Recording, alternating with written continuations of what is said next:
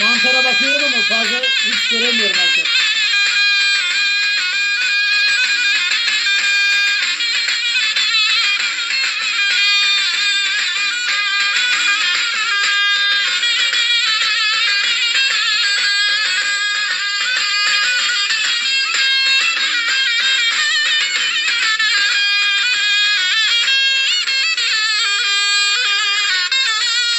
Ben Samsun Vezir Köprülü Fırtına Davulcu Genç Abdullah.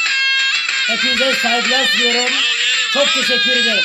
Kendinize iyi bakın.